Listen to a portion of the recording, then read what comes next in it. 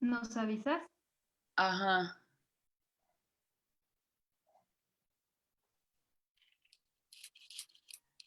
Se tarda un poquito en cargar, pero ya, listo. ¿Listo? Listo. Bueno, bueno, pues eh, buenas tardes a todas, a todos, bienvenidos a esta presentación. Estamos muy contentos de tener presentando este libro, se llama Piel Blanca, Máscaras Negras, Críticas a la Razón de Colonial. Bueno, este libro lo vamos a presentar pues muy contentas por parte de Bajo Tierra, también es una edición de Bajo Tierra y SIG de la UNAM. Y bueno, vamos a presentar este libro. Bueno, Bajo Tierra es un espacio editorial que ha venido sumando esfuerzos durante más de 10 años y nos da mucho gusto contribuir también a la presentación de debates teóricos, académicos, pero sobre todo que sea una herramienta como de lucha. Entonces, es muy, muy importante para nosotras pues presentar este tipo de libros que contribuyan a eso. Vamos a hacer la presentación. Vienen dos por parte de los coordinadores, que es Gaya Macarán del CIALC de la UNAM, Pierre Gaussen del Colmex. También nos acompaña María Galindo de Mujeres Creando de Bolivia y Daniel Inclán del IEC de la UNAM. Entonces, pues vamos a presentar este libro. Vamos a ir en orden. María va a empezar y bueno, les quiero leer una reseña. Pero antes que nada, también les quiero recordar que el libro ya lo tenemos en físico con Bajo Tierra Ediciones, entonces cualquiera que lo quiera adquirir, pues ya lo puede adquirir, nos puede escribir a nuestras redes sociales o al correo electrónico para poder adquirirlo. También el libro ya está circulando vía digital, entonces lo pueden descargar igual. Y bueno, sin más, vamos a dar una pequeña reseña de quienes presentan este libro. Y pues bueno, sean bienvenidos todos y todas. Vamos a comenzar con María Galindo. Ella es anarcofeminista, activista de Mujeres Creando, que desde ya hace casi 30 años cumple con un papel muy importantísimo en la lucha política, cultural de las mujeres en Bolivia. Además es cocinera, grafitera, radialista del Radio Deseo y responsable del espacio único en su especie, Casa Virgen de los Deseos en La Paz. Política si no hay libertad sexual. Entonces le damos la bienvenida a María Galindo para comentar este libro, que también es autora también de uno de los artículos en este libro. Bueno, pues bienvenida, María.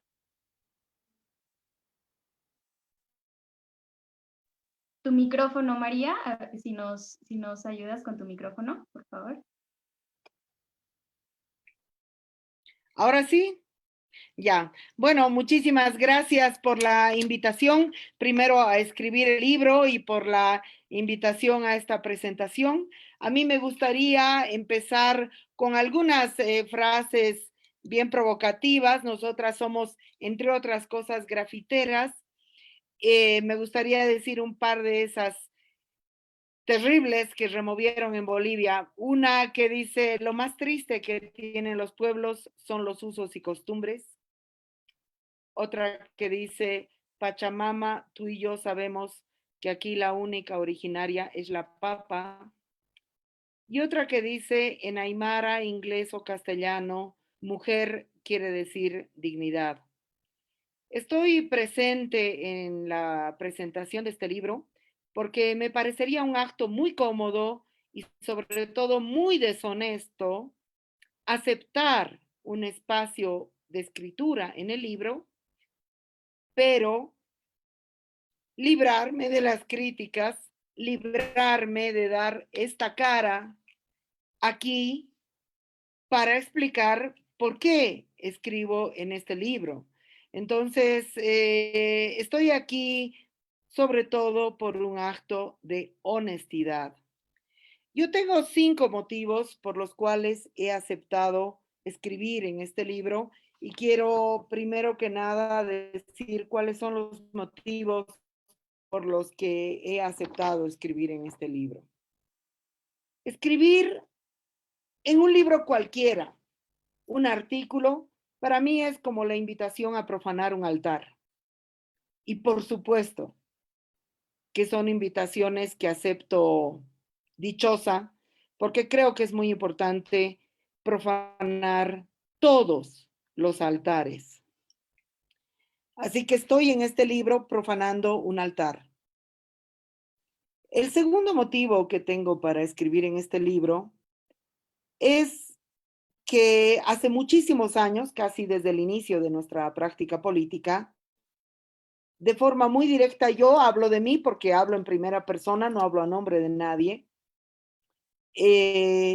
decidí ocupar todos los espacios posibles. En una sociedad homofóbica, misógina, como la que me ha tocado a mí enfrentar, pues los primeros espacios que tenía yo para hablar de feminismo eran los espacios de la farándula, de los programas de cocina, de los programas que mostraban a los monstruos de la sociedad. Entonces entraba la mamá de la niña autista, le seguía la Miss y luego entraba yo al programa de televisión a hablar con un presentador idiota que no se había molestado en pensar nada más que algunas preguntas para burlarse de mí, y yo participaba en esos espacios y aún participo en esos espacios porque eran los únicos que tenía, y gracias en realidad a esos espacios yo soy realmente un personaje muy popular en la sociedad boliviana. La tercera razón por la cual he aceptado participar en este libro es por la invitación de Gaia Macarán.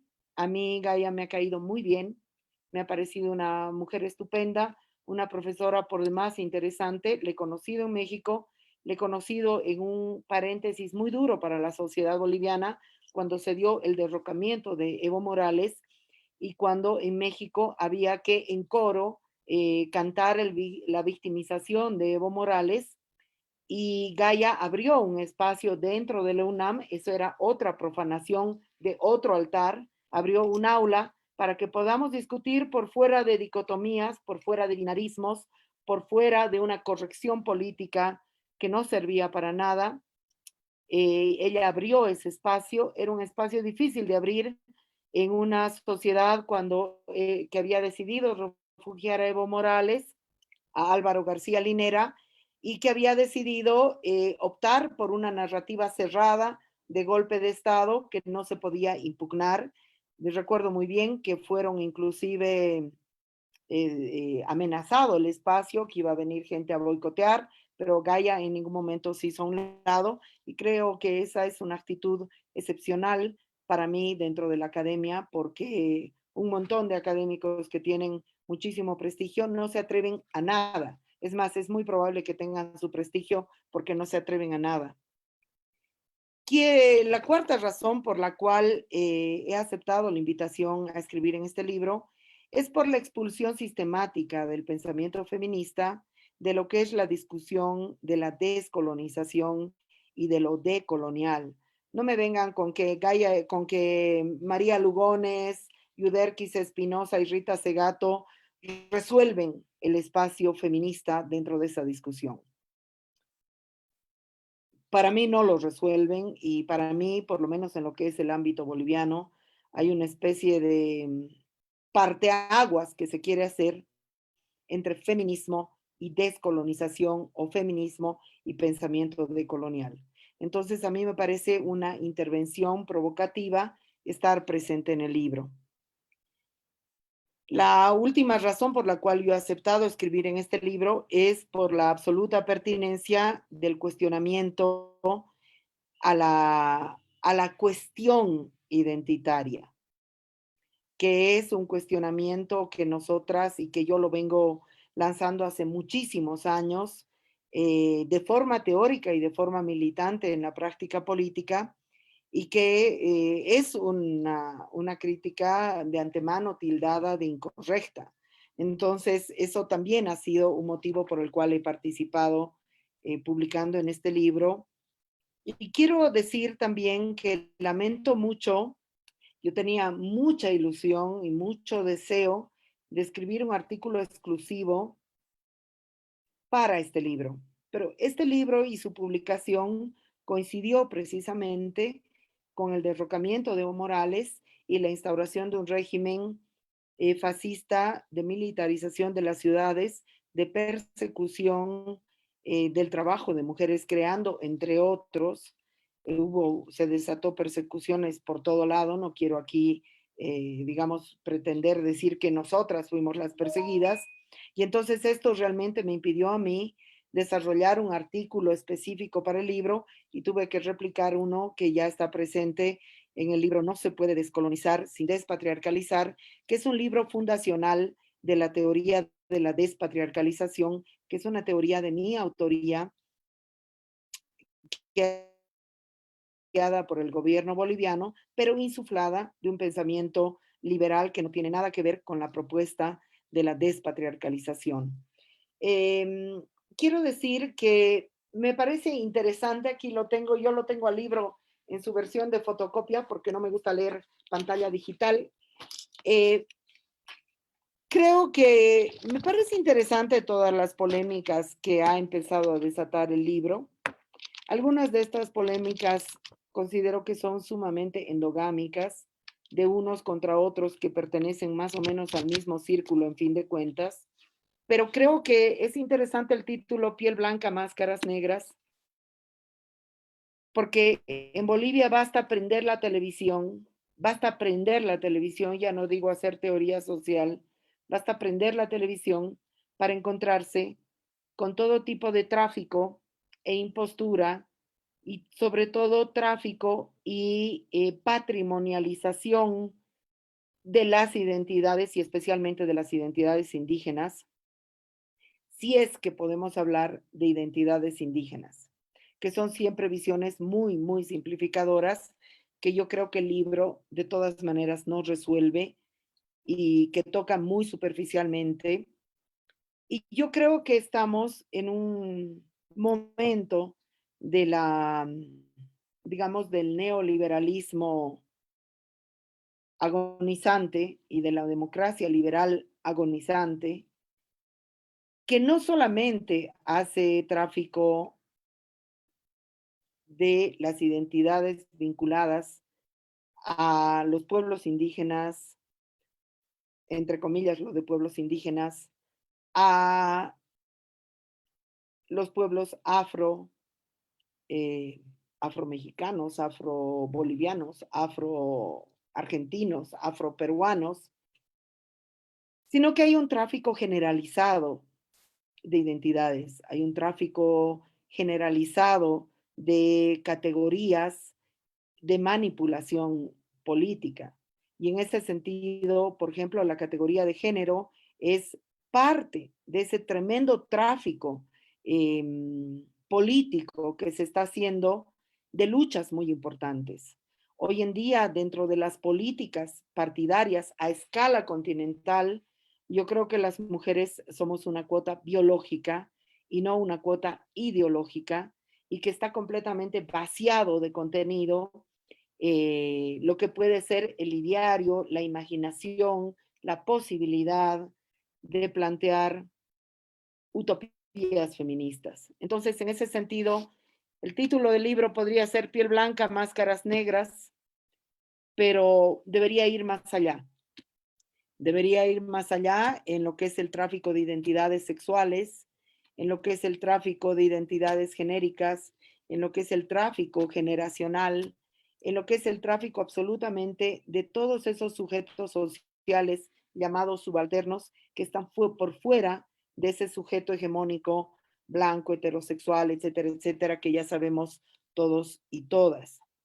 Por otro lado, a mí me gustaba mucho el título original de Frantz Fanon, porque creo que, dado la vuelta a este título, deja de cumplir la función que cumplía en el caso de Frantz Fanon, porque dado la vuelta, cuestiona el utilitarismo, digamos, y la impostura y la patrimonialización de la identidad del otro.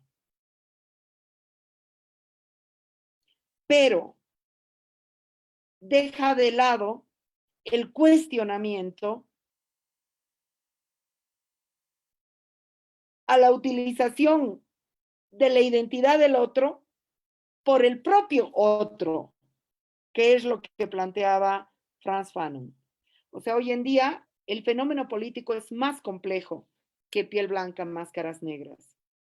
El fenómeno político que estamos enfrentando, primero es el tráfico del conjunto, de las llamadas identidades, de los llamados subalternos y subalternas.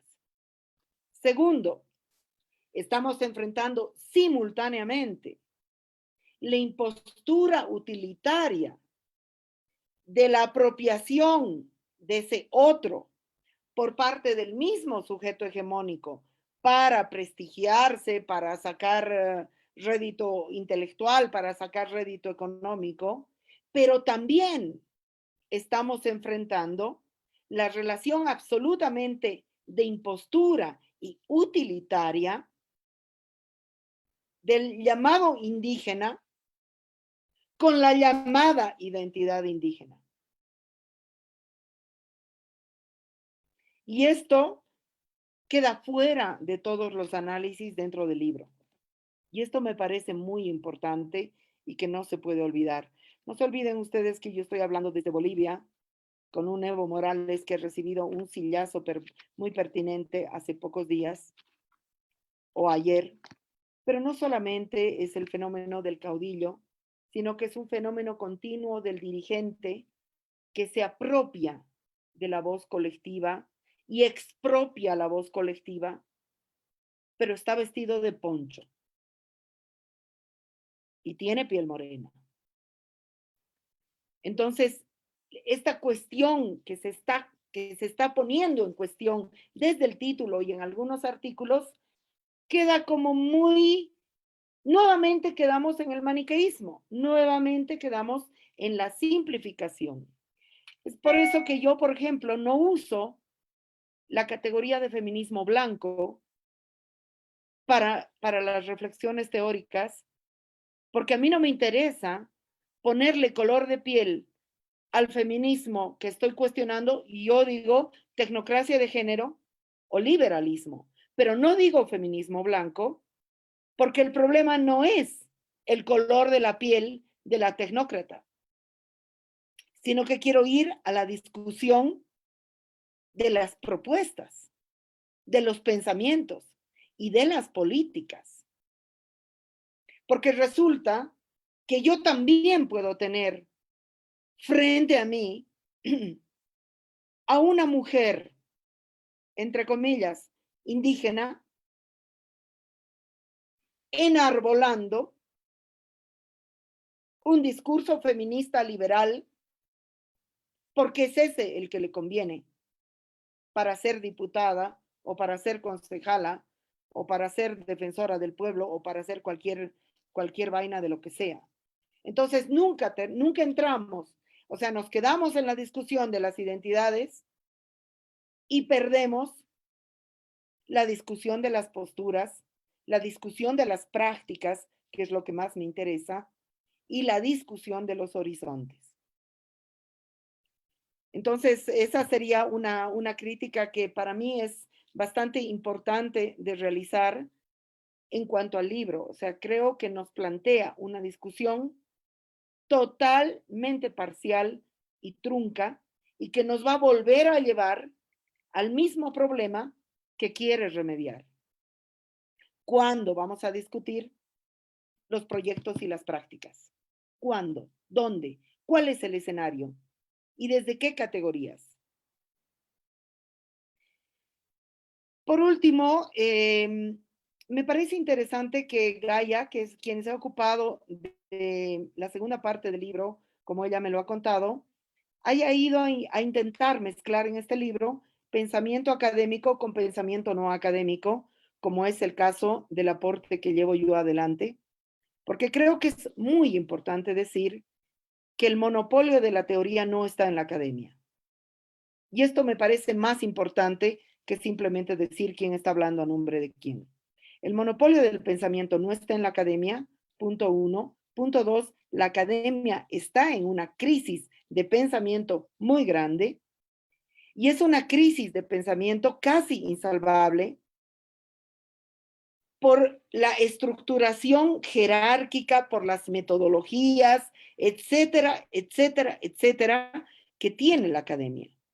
Entonces, ese intento de Gaia de por lo menos mostrar, aunque sea de una manera así como las circunstancias lo permiten, y mezclar y poner a dialogar pensamiento académico con pensamiento no académico en un mismo nivel, me parece un esfuerzo que yo aplaudo. Ya ven que soy fan de Gaia Macarán.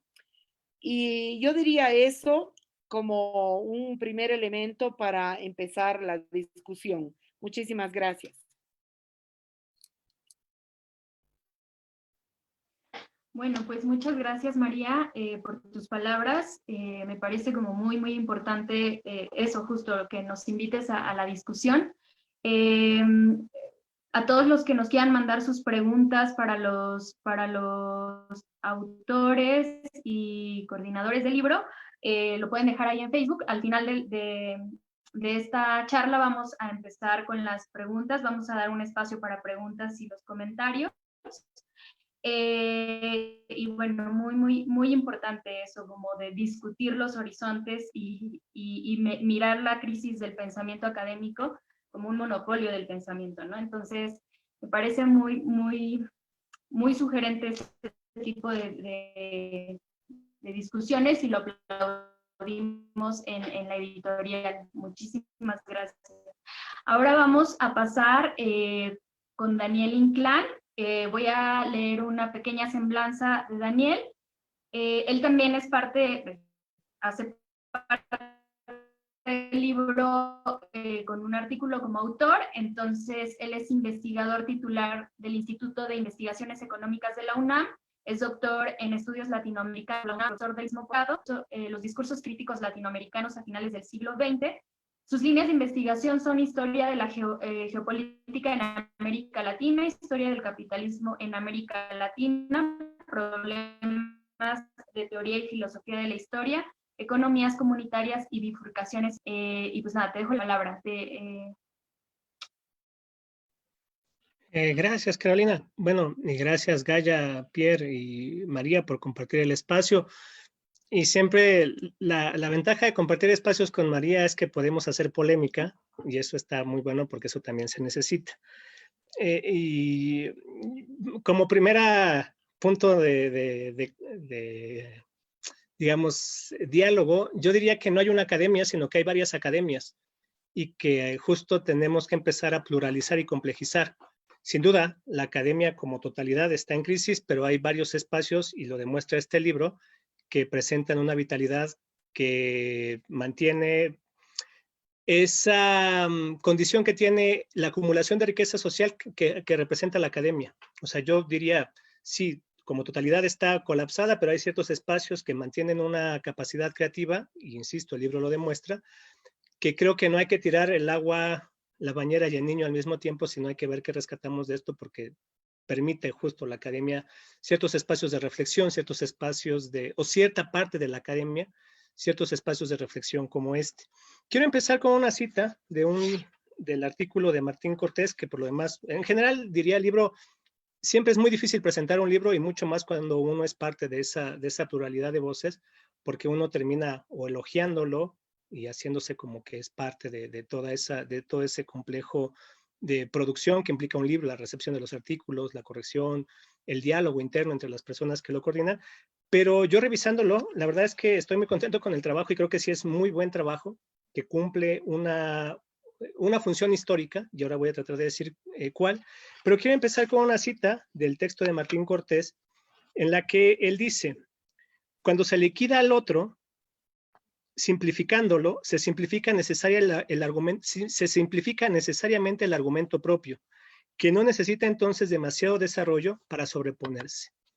Creo que lo que el texto esta cita, que además problemas está casi a la mitad del texto, ejemplifica muy bien lo que trata de hacer este trabajo. Sin duda hay que debatir con el pensamiento decolonial, que además ha establecido una agenda, ha logrado traducirse en una suerte de industria académica, insisto, en la pluralidad del mar académico, pero el debate con ellos no es simplificarlos. Y creo que lo que este texto logra, en la pluralidad de voces que lo integran, es una no simplificación de un argumento simplificador. Y lo interesante de este trabajo es que no somos un colectivo. A mí cuando Gaia me invitó a participar en él, muy gustoso acepté, bueno, porque además conozco a Gaia ya de mucho tiempo y respeto mucho su trabajo y considero que es un trabajo muy importante al interior de la universidad y justo representa lo que los decoloniales critican con mucha facilidad, una mujer blanca europea, pero que puede hablar críticamente de las comunidades indígenas en América Latina, a pesar de lo que para el discurso decolonial podría parecer un límite. Creo que ella lo hace justo demostrando que no es, o sea, el lugar de nacimiento no es una condición para que el pensamiento no sea crítico y para que el pensamiento no pueda entender otras realidades.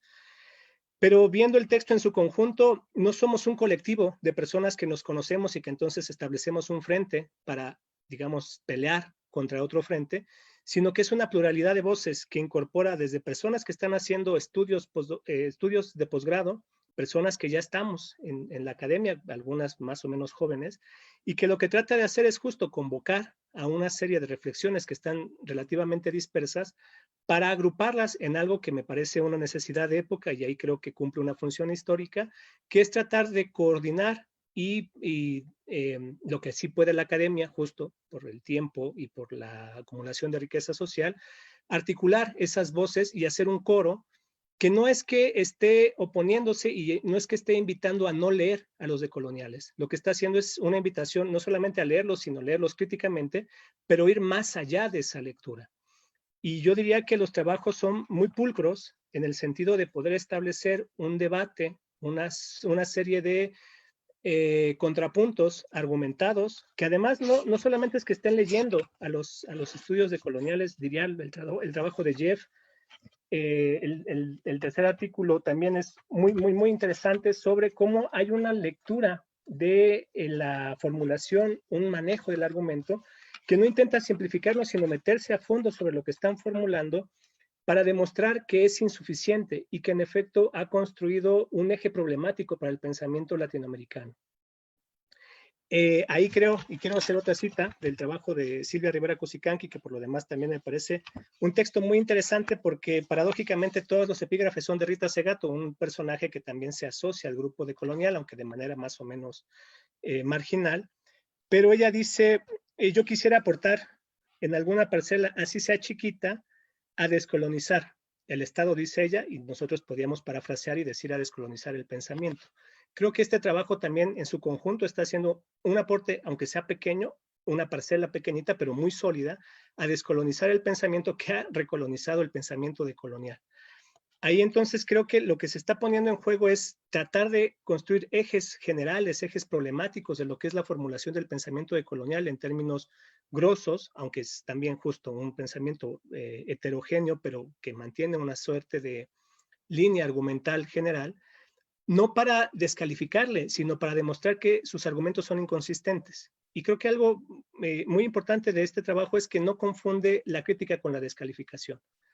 O sea, el conjunto de ensayos, incluida la introducción, no está reduciendo la crítica como un elemento fundamental, diríamos estrictamente moderno, con la descalificación. La crítica presupone un conocimiento, un trabajo, digamos, meterse y dedicarle tiempo, conocer los argumentos, para ver dónde están las ambigüedades y las contradicciones. Y en ese sentido yo quisiera señalar solamente algunas de las que me parecen los aportes más interesantes del texto, que creo, y no es porque yo participe en su escritura, hay que leer y hay que revisar como un elemento para llegar a los estudios decoloniales y dar cuenta de que se necesitan cosas más profundas, más densas, más elaboradas que lo que están haciendo el trabajo de la red Modernidad Colonialidad, que sin duda ha ocupado un espacio amplio en el ámbito académico, pero ha también ensombrecido demasiado las investigaciones y ha hecho generalizaciones muy peligrosas. No solamente, como ya lo señalaba María, la sustancialización, la esencialización. Creo yo que entre esos otros límites, y ahora sí empiezo a señalar algunos, hay una reducción historizante que es muy peligrosa. No hay crítica que no tenga el horizonte historizante como objetivo. Y lo que hacen los estudios decoloniales es reducir la historicidad a formas sustanciales, y algo que hemos aprendido justo por el pensamiento eurocéntrico, por lo que ellos llaman pensamiento eurocéntrico, por pensamiento dominante, es que la historia es el reino de la contingencia. La historia no es el reino de la necesidad. Y el pensamiento decolonial lo que está haciendo es reducir todo al reino de la necesidad. Entonces Europa nace capitalista, nace colonialista y todas las personas europeas, solamente por ser de esa región, se convierten en formas necesariamente colonizadoras, necesariamente reductoras de la diferencia. Entonces no es un pensamiento historizante y paradójicamente lo intenta, pero me parece que su intención no es sino narrar con los mismos esquemas otra historia. Bueno, eso yo lo desarrollo en el trabajo, pero también los siguientes textos lo demuestran, me parece. Hay otro problema que me parece fundamental del conjunto de ensayos y que la introducción y otro conjunto de ensayos lo plantea, la necesidad de legitimarse y buscar reconocimiento por aquellos que nunca lo reconocieron. Entonces esto, por ejemplo, nosotros lo podemos identificar en el argumento de Enrique Dussel, que siempre hace este gesto de yo peleé con Habermas, yo planteé con Derrida, yo discutí con Bátimo, yo discutí con Otto Appel. Es decir, hay una suerte también de gesto colonizante en los mismos autores que no pueden reconocer. O sea, es una suerte de generar una lógica de legitimación y de identificación autorreferenciada. Ahí donde no tuvieron el espacio de aceptación, entonces pues hagamos nuestro propio espacio. O sea, donde no nos aceptan, entonces entre nosotros, porque además hago un nosotros masculino, porque la mayor parte, digamos, que encabeza la parte visible de este grupo es sobre todo masculina, pues hagamos nuestro espacio. Y entre nosotros nos reconocemos, entre nosotros nos legitimamos. Creo ahí que, como plantea el ensayo, se me olvidan los nombres de las personas que escriben, el primer ensayo plantea, me parece también de manera muy interesante, el de Rodrigo Castro. Lo que no está haciendo Grossfogel es también cuestionar su lugar. O sea, están trabajando desde la universidad estadounidense, lo cual no es menor. Entonces están buscando una lógica de aceptación desde un espacio privilegiado, donde no están cuestionando que ellos, aunque son latinoamericanos, incluso en algunos casos caribeños, que ya es una parte complicada de América Latina, viven en un espacio privilegiado y en una universidad privilegiada con condiciones materiales privilegiadas, pero parece que hay una sustancia que les permite solamente por ser de la América Latina superar todos esos horizontes. Y lo que no están cuestionando es esta lógica de legitimación y de autorreconocimiento que es muy referencial. Se están hablando entre ellos y buscando un espacio, pero con condiciones materiales muy diferenciadas. Y creo que ahí la introducción es muy acertada cuando está poniendo en diálogo saberes que existen antes del debate decolonial, abriendo espacios de interpretación, pero justo elaborados desde regiones donde no tienen ese impacto y esa difusión de ideas, entonces quedan atrapados en el tiempo. Y de ahí también una suerte, y eso algún día habría que hacer un estudio, de la manera de apropiación de los estudios decoloniales sobre esos saberes que se produjeron en América Latina desde hace lustros.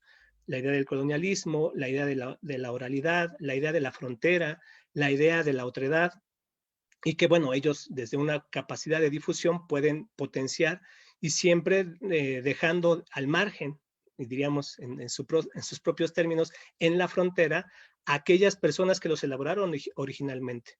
Incluso a veces ensombreciendo esas enunciaciones, ¿no? Por ejemplo, el tema de la colonialidad o incluso el tema de la traducción, que me parece uno de los temas que ha sido más fuerte y más apropiado de la teoría decolonial, pero que tiene una tradición muy larga en América Latina, el debate sobre qué es traducir, qué es apropiar. Sobre otras discusiones, me parece que hay un peligro provincianista, y eso es también una deuda colonial, paradójicamente, provincializar y pensar que el pequeño espacio desde el que estamos pensando como es un espacio marginal es suficiente para entenderlo todo. Y no se está cuestionando ese pequeño espacio, particularmente este pequeño espacio de poder que, como decía, está encabezado por figuras masculinas, que pareciera que por habitar el margen es suficiente y permite decirlo todo. Pero es una provincia, es un pensamiento muy provincial en el fondo, porque lo que implica son dos tareas que también se enuncian a lo largo del trabajo. Una pereza del pensamiento, es decir, no tenemos por qué leer más cosas porque basta que nos leamos entre las personas que estamos en el margen y entonces ¿para qué leemos el centro? Porque el centro siempre es innecesariamente equivocado. Y la otra, una reducción que anuncia algo que a mí me parece muy peligroso, que es olvidar aquellas enseñanzas del pensamiento europeo. Y esto abre una discusión que creo en la época en la que vivimos, que es una época de catástrofe, es fundamental porque no es una opción entre o necesitamos los saberes subalternos y necesitamos los saberes europeos. no es un asunto de uno u otro. O sea, la discusión de la época no es que necesitamos unos para sobrevivir u otros, necesitamos de los dos. O sea, la situación en la que enfrentamos en todas las geografías y en todo el mundo no puede resolverse en una disyuntiva de uno u otro, necesitamos ambos. Por lo tanto, esto implica un trabajo enorme de reconstrucción histórica, de apropiación de saberes y de traducción de saberes. No es una elección. O sea, no es como que, no es un asunto de paradoja. No estamos ante una paradoja. Tenemos que tomar uno u otro camino. Tenemos que aprender de ambos, porque los caminos están atrás, no están adelante. Nuestro horizonte hacia el futuro no tiene caminos. Y eso también me lleva al otro tema, que es la identificación con una sustancia utópica, que me parece también muy peligrosa. Algo que está en el juego y que además los ensayos demuestran muy bien, particularmente el de Bryan, que hace un debate con Grossfogel, es una suerte de lo que yo llamaría un núcleo teológico de la argumentación decolonial, donde la utopía vuelve a aparecer como un horizonte casi necesario. Y lo que al menos un discurso eurocéntrico ha logrado demostrar sobre la utopía es que es una desmovilización que paradójicamente moviliza, porque entonces hay que esperar hacia adelante y entonces movamos hacia adelante y todo lo que está atrás, pues bueno, básicamente podemos reducirlo a ciertas fórmulas o a ciertas apreciaciones. Por lo tanto, no nos interesa sino lo que viene, lo cual no es casual que este grupo esté muy, diríamos, identificado con los gobiernos progresistas y sea incapaz de criticarlo.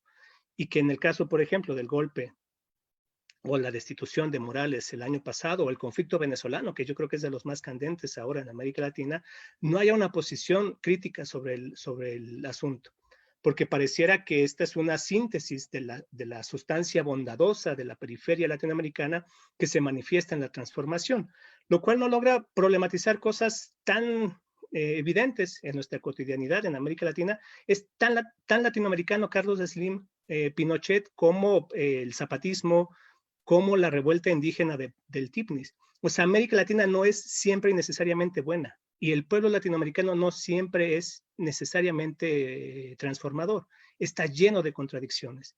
Y si eso no se discute, entonces pareciera claro, pues cuando el pueblo se organiza y tienes, en palabras de Enrique Dussel, mesías, como Andrés Manuel López Obrador, Evo Morales, Maduro o Hugo Chávez, y antes los Kirchner o Lula o los personajes en Uruguay, pues pareciera que es la muestra clara, la demostración clara de esa sustancia bondadosa que se traduce en una persona que les dirige. Creo que ahí hay un sustrato teleológico teleológico y teológico que hay que poner a discusión sobre esta formulación, que además, algo que me parece muy interesante de los trabajos, demuestra cómo construyen un misterio que necesita sus sacerdotes.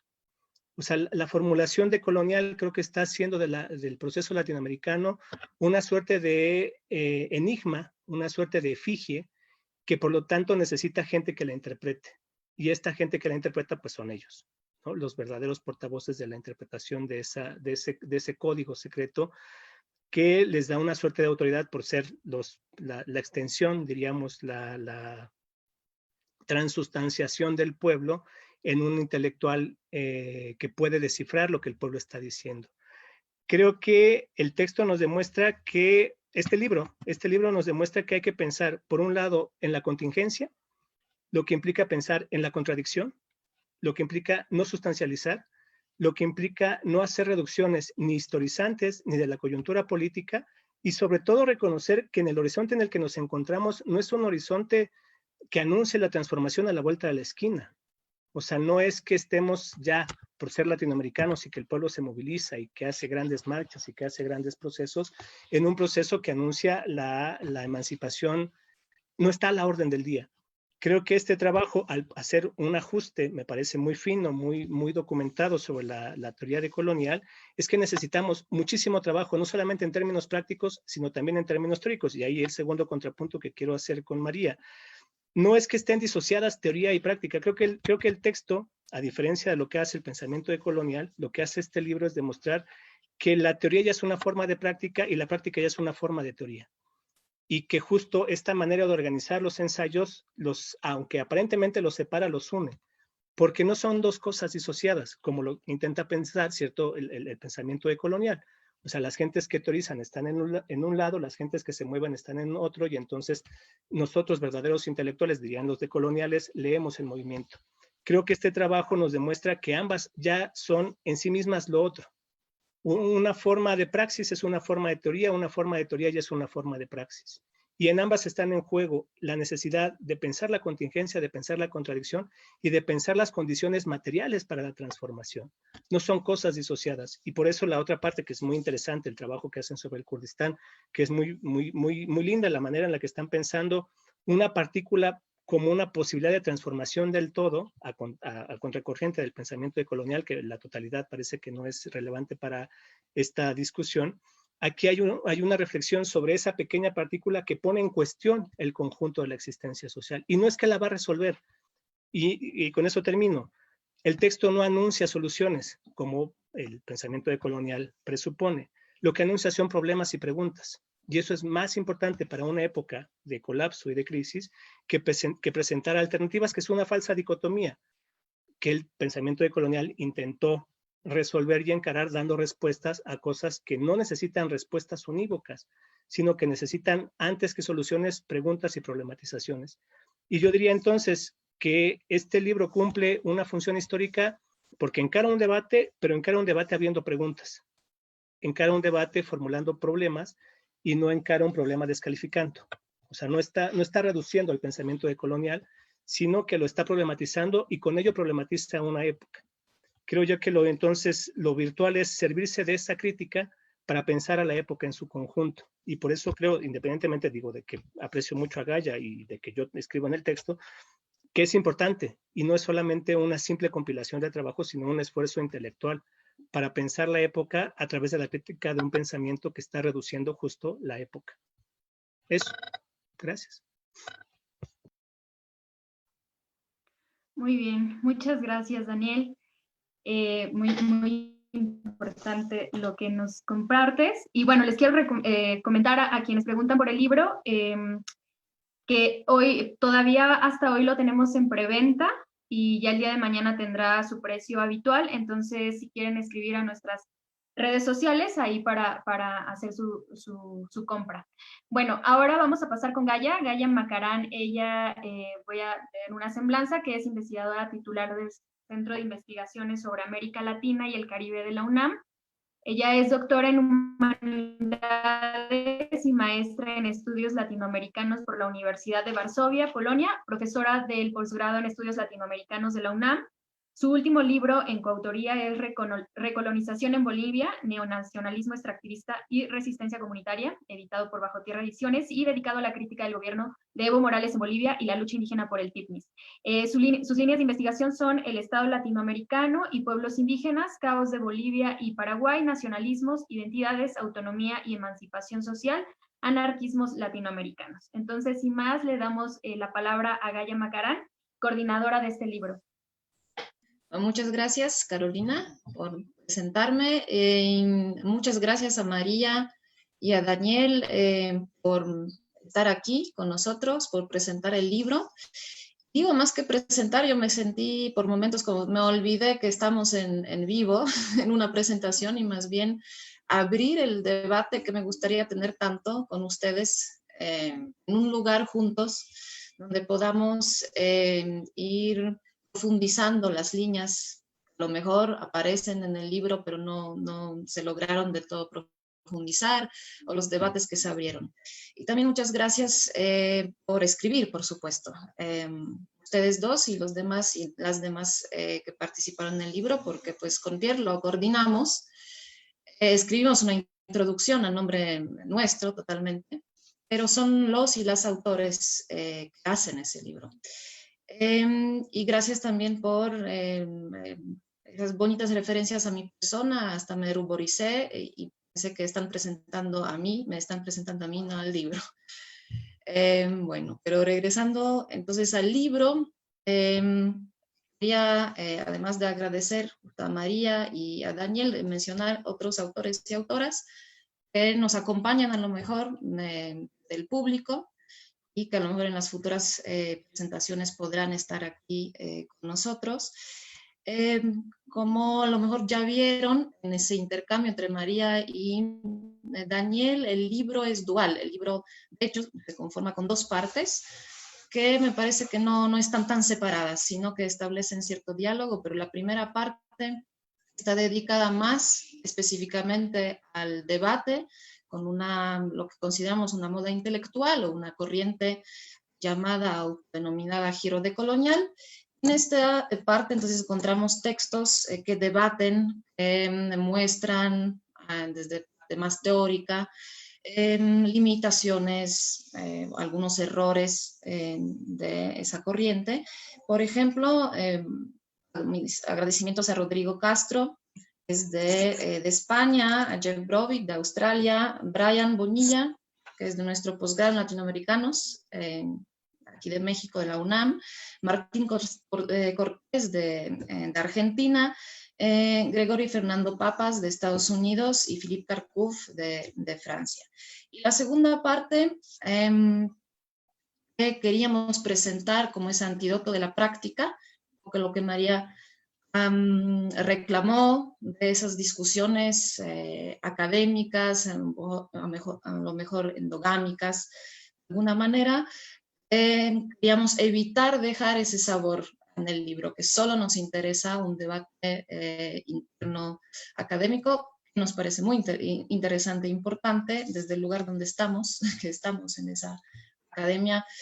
La segunda parte, que se llama No es decir nomás, retoma, esa es una cita de una de las entrevistadas por Silvia Rivera Cusicanqui en su capítulo, y la segunda parte habla del anticolonialismo como una lucha presente y lucha activa, justo con ese esfuerzo de mostrar que la teoría no se hace en la academia, por lo menos no exclusivamente, sino que la teoría se hace desde la acción.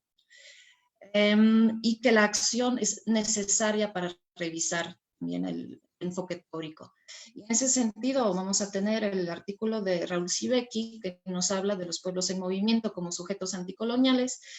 Tenemos un artículo de Ana Paula Massadar de Río de Janeiro, de Brasil, sobre las mujeres kurdas. Vamos a tener también tres españolas, Inés Gutiérrez, Pilar García y Ángeles Ramírez, muchos saludos, van hacia España. Nos hablan de la huelga feminista y el problema de la identidad. Ese tipo de cuestiones se entrelazan con lo que nos dijo María y lo que María también piensa en su participación.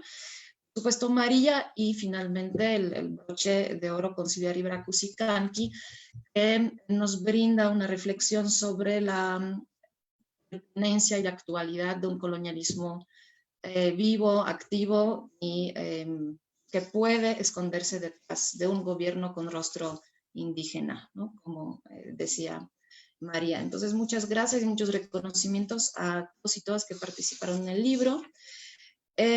Ahora a lo mejor podría explicar un poco por qué aventurarnos a hacer un libro colectivo.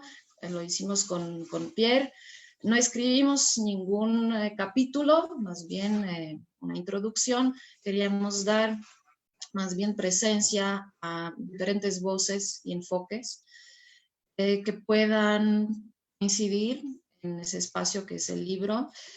Como dijo María, profanar algunas santidades, algunos altares, y en ese caso esa profanación nos interesó mucho con Pierre, porque la así llamada corriente decolonial goza de cierta autoridad en lo que son las academias, y sobre todo lo vimos desde nuestra vida académica cotidiana con nuestros estudiantes. De hecho, ese libro surge de la inquietud que tenemos como profesores, y está dedicado a los estudiantes y las estudiantes, a nuestras amigues, como así lo llamamos con Pierre, un poco copiando el título de Comité Invisible, a nuestros amigos. No nos interesa debatir con una corriente para que nos contesten y nosotros podamos otra vez contestar y así ensalzarnos todos, ¿no? Y debatir quién es más importante en la academia, sino más bien nos interesó y por eso hicimos ese libro, a ver si después Pierre lo confirma, con un sentido muy útil, para los estudiantes, el público en general interesado, las militancias, los activistas que conocemos y que muchas veces buscamos herramientas útiles o tenemos dudas, ¿no? Como los que presentó María cuando estamos dentro del movimiento feminista. En América Latina buscamos otros caminos, otras formas de expresión muchas veces, pero al mismo tiempo no nos convence es la esencialización de identidades o vemos el peligro del encierro en guetos identitarios, ¿no? Ese era el objetivo que nos reunió con Pierre. Después de muchas discusiones decidimos meternos en esa aventura, invitar a las personas que nos pudieran ayudar en eso, porque no nos consideramos especialistas en el sentido estricto de la palabra, especialistas en la temática, sino más bien porque estando en la academia, leyendo, enseñando y también investigando los temas que investigamos. En mi caso, la cuestión del colonialismo desde Bolivia, porque yo me acerqué a América Latina a través de Bolivia, a través del estudio de sus movimientos indígenas, la relación entre el Estado y los pueblos indígenas, llamados indígenas. El tema del colonialismo interno, el tema del colonialismo anterior, colonialismo actual y el colonialismo que estamos sufriendo, ha sido siempre muy importante y se abordó desde diferentes enfoques, ¿no? Entonces, en ese sentido, como compartiendo un poco con Daniel, porque somos profesores del mismo posgrado, incluso, muchas veces nos topamos con esa problemática que los estudiantes están buscando, ¿no? En donde entender esos fenómenos. Y al mismo tiempo, recordando, como lo recuerda el libro, que no son solo los académicos, o ni siquiera a veces son ellos, nos pueden dar respuestas y que esas respuestas hay que buscarlas en esas diferentes prácticas, ¿no? Desde los movimientos como desde las prácticas cotidianas, que parecen no políticas, pero finalmente que sí lo son. Y bueno, en ese sentido, invitaría a revisar el libro, abriéndonos también a esas diferentes críticas que se hacen. Y podemos decir que desde la misma introducción que sí tiene el objetivo de provocar, de ser a lo mejor puede ser un poco controversial por eso, pero la provocación, como la hace María en Mujeres Creando y con su arte, con sus grafitis, la provocación es buena para desnudar, a veces, desnudar lo que existe debajo de las máscaras, de las apariencias, detrás de nuestras seguridades también teóricas. ¿Qué hay detrás de eso? ¿Por qué tenemos miedo de discutir algunos temas? ¿Por qué hay ciertos altares o santidades en la academia y fuera de la academia? ¿Por qué tiene que ser valiente hablar de algo? ¿Y por qué no puede ser una realidad simplemente apostar por un pensamiento libre? Me parece que eso es lo que yo quería hacer un poco con mi participación en ese libro. Poner enfoque en el pensamiento libre. El pensamiento, si no es libre, no es pensamiento, ¿no? Bueno, así le dejaría más bien el espacio a Pierre para que pueda complementar, para que pueda también contar su experiencia en el libro. Y muchas gracias. Y espero que podamos seguir entonces a la hora de preguntas y comentarios con ese interesante debate que se está abriendo por allá. Gracias. Muchas gracias, Gaya. Bueno, eso, démosle la palabra a Pierre, pero quisiera antes leerles un poquito de quién es Pierre Gaussen. También compilador del libro. Él es investigador del Centro de Estudios Sociológicos en el Colegio de México, doctor en Ciencias Políticas y Sociales por la UNAM, maestro en Derecho Laboral por la Universidad Central del Ecuador. Ha sido profesor en la Pontificia Universidad Católica del Ecuador, la Universidad de las Américas, UTLA, la Universidad de los Pueblos del Sur en Unisur en el estado de Guerrero y de la UNAM. Autor del libro Tomar el poder sin cambiar el mundo, el fracaso de la izquierda latinoamericana, dedicado a la crítica de los gobiernos de Rafael Correa y las luchas del movimiento indígena ecuatoriano. Sus otras líneas de investigación son violencia, conflicto y paz, movimientos sociales, sociología rural y estudios latinoamericanos. Pues bienvenido Pierre, y te damos la palabra. Muchas gracias. Espero que me estén escuchando. En primer lugar, quisiera disculparme debido a que me encuentro actualmente de viaje. Entonces ha sido un poco complicado para mí organizarme de cara a esta presentación.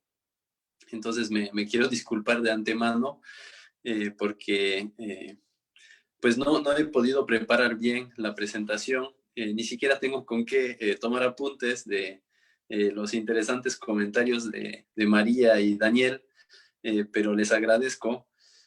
Hasta hace un par de horas me encontraba en una comunidad rural haciendo trabajo social de economía social y solidaria con campesinos en una comunidad en Guerrero.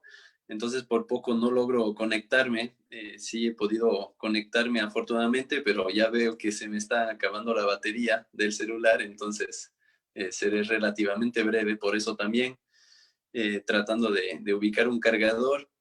En segundo lugar, quería agradecer desde luego la organización de la presentación por parte de la editorial Bajo Tierra y hacerle un reconocimiento al trabajo para sacar adelante el libro.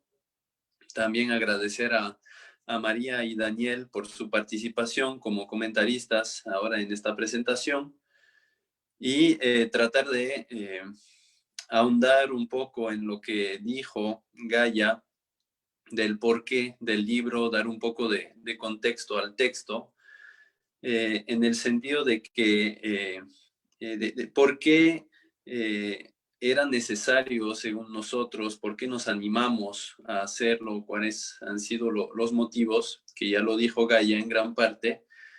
Lo vimos necesario, en primer lugar, desde nuestra posición como profesores quienes trabajamos a diario con estudiantes y vemos cómo ha impactado los estudios decoloniales, visto como una moda intelectual en unos estudiantes, particularmente estudiantes de licenciatura, que un poco lo que decía Daniel, ansiosos por teoría, por conocimiento, por tratar de explicar, de entender y de encontrar explicaciones a cómo son las cosas, pues pueden optar por esa vía teórica que representan los estudios decoloniales, pero no necesariamente sin la sana distancia crítica que uno debe tener frente a cualquier teoría, ¿no? De manera general. De tal manera que a veces nos encontramos frente a apegos y ahí restrictos a una teoría que pronto se convierte en dogma, a unos autores que pronto se convierten en sacerdotes, y pronto nos confrontamos ante un altar, ¿no? Retomando la metáfora de María, que se me hizo muy afortunada. Y entonces, si pudimos hacer un sacrilegio con este libro, es que habremos logrado nuestro principal objetivo, ¿no? Esa idea de un sacrilegio para introducir una reflexividad crítica frente a estos estudios, pensando en los chavos, ¿no? En las y los jóvenes, porque en términos políticos, y coincido mucho con María, en términos políticos, una vez traducidas estas teorías en el campo de la práctica política, del militantismo, del activismo, del trabajo de base, podemos caer de manera peligrosa hacia unas identidades que nos van a encerrar hacia unas puertas que se van a cerrar detrás de nosotros en el camino, que son las identidades fijas, encerradas y esencialistas, ¿no? Sean lo blanco, como en mi caso, o sea, lo indígena, o sea, el género, o durante mucho tiempo fue la clase, por ejemplo, ¿no? Uno era proletario, o era campesino, o era burgués, y ahí estaban las identidades fijas, ¿no?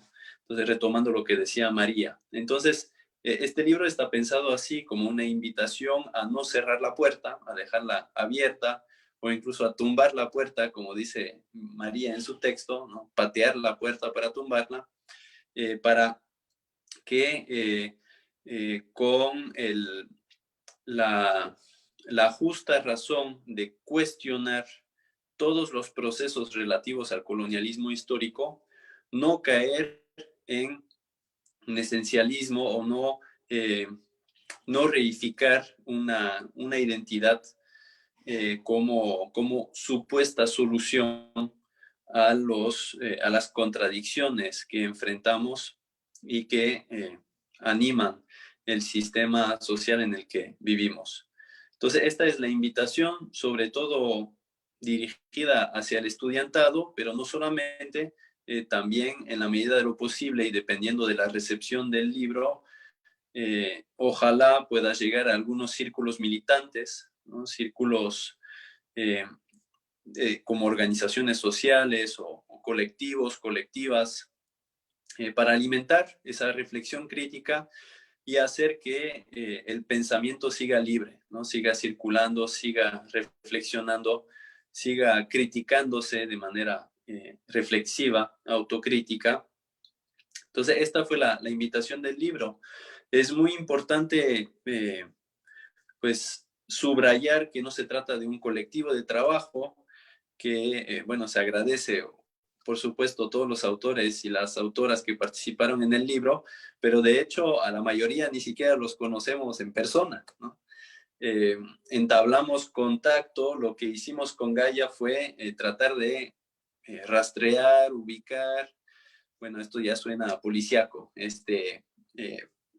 tratar de visualizar quiénes habían contribuido a la crítica, a propuestas alternativas, a subrayar algunas contradicciones, empezando con el texto pionero de Silvia Rivera Cusicanqui, ¿no? Escrito en 2010, que de hecho ya se encuentra citado en todos los textos del libro casi, y a partir de ahí reunir esas voces, pero esas voces son plurales, hablan desde diferentes lugares, y esto es la riqueza y la debilidad del libro al mismo tiempo, ¿no? Debilidad porque quizás está un poco disperso, quizás incluso podría llegar a contradecirse eh, algunos textos entre sí en algunas partes o la opinión de algunos autores, quizás no todos se encontrarán en nuestra introducción, que sí hemos escrito como sí, una forma de provocación, ¿no? Como arranque para al menos dar las ganas de seguir en la lectura, ¿no? Aunque sea por morbo, de manera negativa, pero ese ánimo a la crítica, ¿no? Que representa la introducción. Entonces hay que tener en cuenta ese contexto, ¿no? Que se trata de lugares diferentes, se escribe desde América Latina, la mayoría de los textos, pero también desde Estados Unidos, desde Europa, incluso desde Australia. Son mujeres y hombres, hay posiciones académicas, algunas más fijas, otras que siguen siendo formativas, hay posiciones no académicas, como en el caso de María, también la formación disciplinaria y la posición política de los autores diverge, no es plural.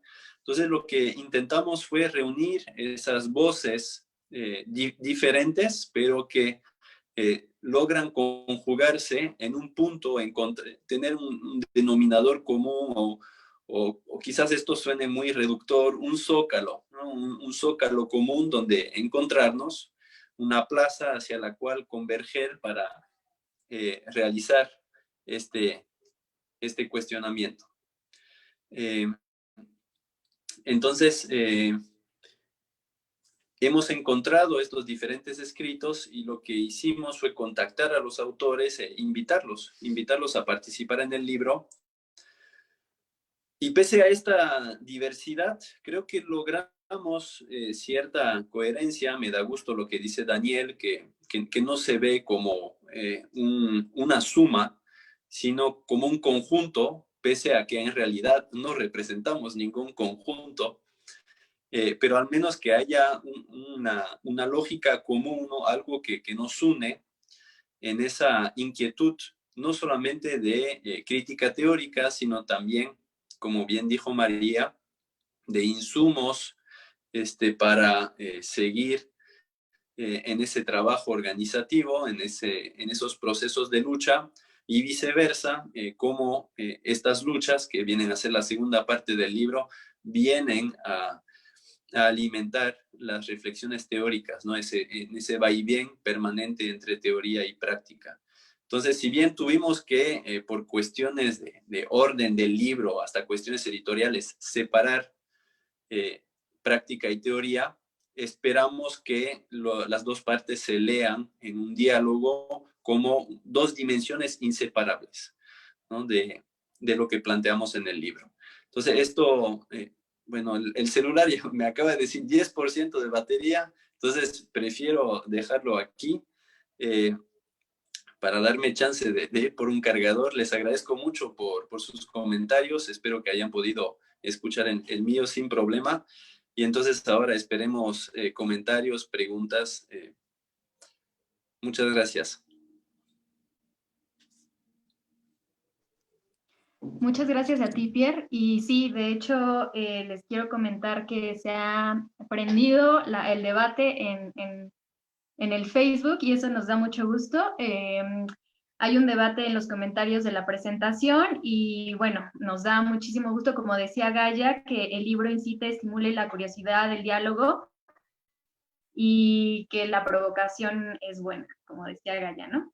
Entonces, pues eso, vamos a pasar les quiero leer algunos de los comentarios que están surgiendo aquí en la presentación y después pasamos también a un par de preguntas que también ya lanzaron. Bueno, algunos de los comentarios, bueno, les mandan saludos desde la Unidad Académica Tlacotepec de Benito Juárez de la Universidad Intercultural del Estado de Puebla. Saludos desde Tijuana, también les mandan saludos igual y dice, resulta muy interesante acercarse a este trabajo. También les comentan que muy buenos argumentos, siempre he creído que se escribe mucho desde las periferias, desde espacios privilegiados. Me gustaría estar en contacto con los compañeros que estén escribiendo sobre el tema para intercambiar ideas. Y bueno, también hay otros comentarios. Dicen, si la idea es criticar a los académicos descoloniales blancos, me parece bien, pero tomar el título de un libro de un pensador negro caribeño y que quienes dirigen el trabajo sea gente blanca, francamente genera mucha sospecha. Tomar el título de uno de los pocos autores negros caribeños reconocidos para hacer una crítica es bastante racista. Bueno, pues por ahí van los comentarios y como les comento, sí hay bastante debate ahí, ya ustedes lo verán en los comentarios de la presentación. Y bueno, quiero lanzarles estas dos preguntas que nos mandan, bueno, tres, más o menos, a ver si se entiende la tercera, pero María Camila le pregunta específicamente ¿cómo comprende María Galindo la blanquitud? Cuando lo blanco no es simplemente feministas decoloniales, no lo reducen al color de piel. Después, Alejandro Tapia dice, haciendo a un lado la crítica, entre comillas, necesaria sobre el locus de la denunciación del grupo Modernidad, Colonialidad y sobre las contradicciones de sus tesis, ¿en qué lugar colocan los presentadores al pensamiento de Fanon y Aníbal Quijano más en el costado de las discusiones sobre poder y racismo, independientemente de que sean latinos? ¿Con qué otros pensadores europeos y no europeos consideran que establecieron continuidades? Bueno, y unas preguntas, dice, supongo que es sobre los descoloniales en la academia, también me pregunto por los pensadoras negras e indígenas que producen conocimiento descolonial, ¿es también para ellas la crítica? por ahí van las preguntas. No sé cómo queramos debatirlas y un poco argumentar sobre ellas. Entonces, no sé si empezamos con María sobre la pregunta específica que le hacen a ella y después vamos planteando las otras. ¿Les parece bien? María, ¿estás por ahí?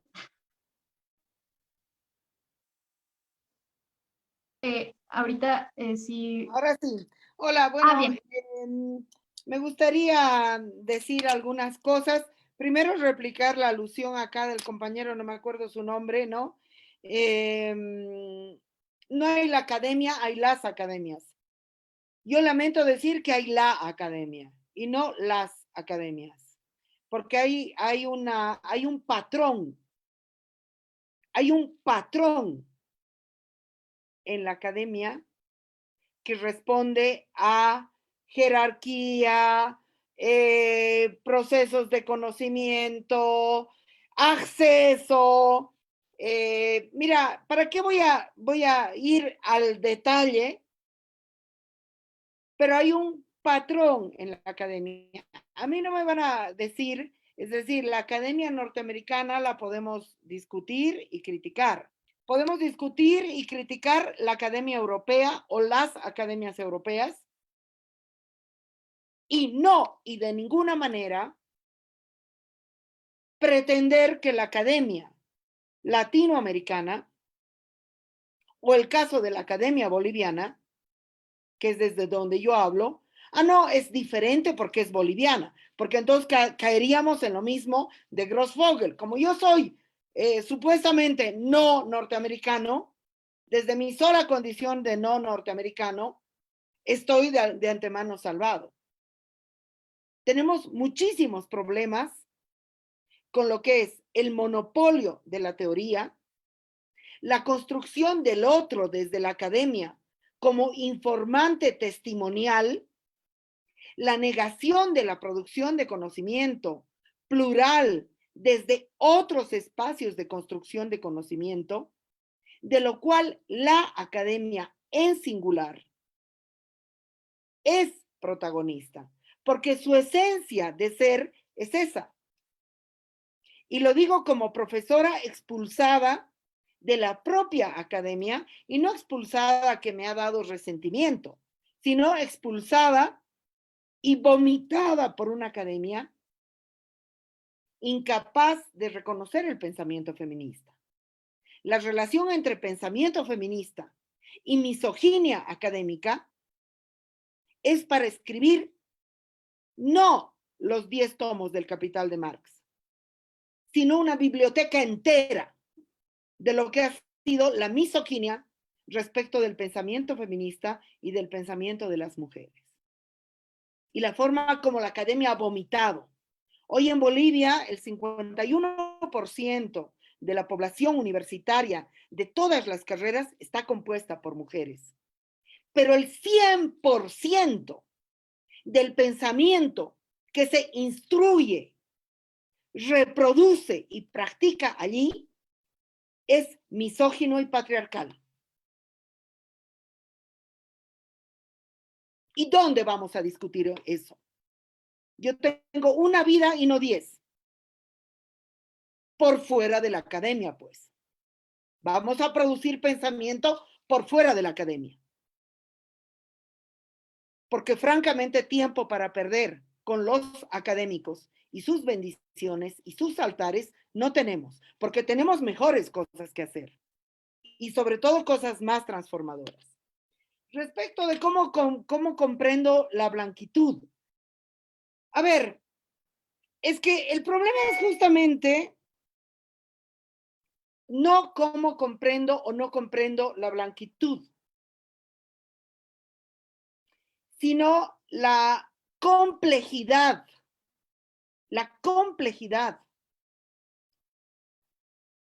de la racialización y de las hegemonías. A mí lo que más me preocupa en todo lo que es la construcción de prácticas políticas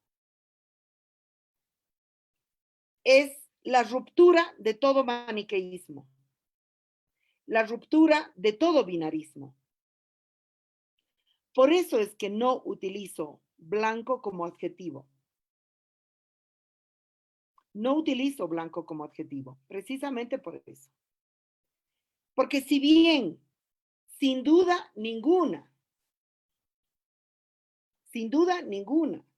estamos hablando de un sujeto hegemónico que podríamos calificar de blanco, la comprensión de esa blanquitud en la generalización del debate, porque el debate no son estas 5 personas que estamos aquí por Zoom, sino que el debate es súper grande en una cantidad muy importante de colectividades a las cuales no las podemos invitar, o por lo menos no podemos ser cómplices de la fijación y simplificación del adjetivo. Por eso no uso el adjetivo blanco o el sustantivo blanco. Porque el uso del sustantivo o el adjetivo blanco, el uso del sustantivo o el adjetivo indio, india, indígena, se traduce inmediatamente en la práctica política y en la discusión asamblearia en el maniqueísmo identitario. Y es eso lo que yo quiero romper. Yo prefiero presentarme, por ejemplo, desde mi condición como antiseñorita, para interpelar justamente, atravesar esas categorías. Y en el caso de la sociedad boliviana, y aquí Gaia puede ayudar y contribuir a este debate, en el caso de la sociedad boliviana, entre lo que llamamos blanca y lo que llamamos no blanca o india, la sociedad misma ha producido una cantidad muy importante de adjetivos que recaen sobre las mujeres, que son adjetivos lanzados para el disciplinamiento, para la vigilancia del cuerpo, para la vigilancia del comportamiento sexual, para la vigilancia de la forma de vestir y sobre todo para la vigilancia del sometimiento a la visión de una comunidad disciplinaria, masculinizada, como es hoy la comunidad llamada indígena. Entonces, ¿qué hacemos nosotras? Recuperar todos y cada uno de esos adjetivos y darles la vuelta. Y darles la vuelta. Entonces, por ponerles un ejemplo, birlocha. Birlocha es el adjetivo que se le aplica a una mujer no blanca, pero supuestamente renegada de una condición indígena, porque no usa el traje. Mientras que el tránsito entre hombre urbano y hombre rural indígena en el mismo personaje, en el caso de un hombre está aplaudido y permitido. Por eso Evo Morales ha sido presidente de este país. Cuando él subió a la presidencia, nosotras nos dimos a la tarea de hacer algo muy lindo. La historia de Evo, si hubiera nacido mujer, sería vendedora de cebolla en un mercado. Hubiera abortado. Sería madre de 7 hijos o hijas de un padre irresponsable. Siendo hombre, ha podido ser dirigente, ha podido tener 100 hijos y no reconocerlos, y 100 parejas y capitalizar esas parejas como parte de un patrimonio político. Entonces, romper los espacios rígidos a través de los intersticios es fundamental. Una cosa es la blanquitud. ¿Dónde colocas el blanqueamiento? Le pregunto a la persona que me lo ha preguntado. ¿Dónde colocas el blanqueamiento? ¿Dónde colocas la patrimonialización de la condición indígena para el acceso a un lugar de poder que te permita el control y el uso de poblaciones indígenas para formas de ejercicio de poder que devengan en extractivismo, que devengan en negación del poder de la asamblea, que devengan en negación de los derechos, entre comillas, conquistados por los pueblos indígenas históricamente en la Constitución? Entonces, a mí me interesa problematizar todo eso. Y por eso nos resulta nada útil utilizar el adjetivo o el sustantivo blanco o blanca. No hablo por eso de feminismo blanco, por eso no hablo de feminismo indígena, que eso no supone, como decían alguna compañera, negar el pensamiento de mujeres indígenas feministas, tampoco supone negar el pensamiento de mujeres trabajadoras sexuales feministas, pero supone invitar a pensar con mayor complejidad. ¿Dónde queda? ¿En cuál es el lugar que ocuparía una pensadora feminista, lesbiana y negra? ¿Se queda como lesbiana? ¿Se queda como negra? ¿Dónde diablos se queda? Entonces, nos interesa a nosotras y me interesa a mí en la práctica política generar espacios más complejos que aquellos que la academia es capaz de entender.